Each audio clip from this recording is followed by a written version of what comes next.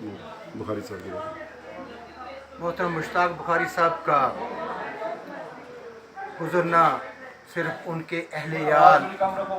یا ان کے اپنے رشتے کے لیے ایک نقصان نہیں ہے، بلکہ وہ ایک پوری ہماری قوم کا نقصان ہے۔ مشتاق صاحب کی جو ذات تھی وہ میں سے بڑی اونچی ذات تھی، جس میں ان کی شخصیت کو تھوڑے لفظوں میں بیان کرنا بڑا مشکل ہو سکتا ہے۔ میرے شاید ہمارے اتنی نالج نہیں ہے کہ ان کو اس میں بیان کر سکیں۔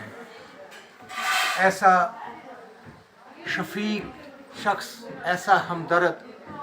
ایسا شفقت محبتیں کرنے والا اور بے لوث اپنے لوگوں کے لیے کام کاج کرنے والا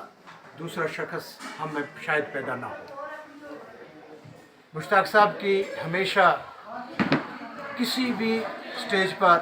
جو ہم کہتے ہیں 32 کی 32 رگیں ان کی سرن کوٹ کے لیے، اپنے لوگوں کے لیے، اپنے طبقے کے لیے ہمیشہ ان کی وہ رگیں ان کی رہتی تھی، ان کی ہر شفقت اسی طرح رہتی تھی۔ ان کے لیے ایم ایل اے ہونا یا منسٹر ہونا کوئی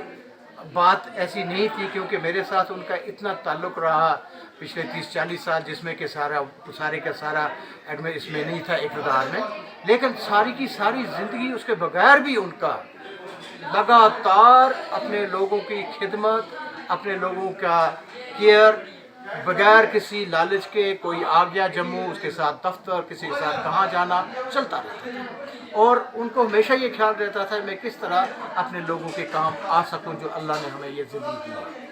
پیر مریدی کا بہت بڑا سلسلہ تھا، اس کے تو چلتا تھا، لیکن اس کے علاوہ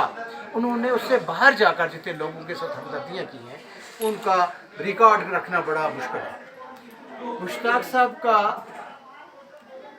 ایک جو مشن تھا، ہم لوگوں نے 1991-90 میں سٹارٹ کیا تھا، پہاڑی جو ایک ایس ٹی کا،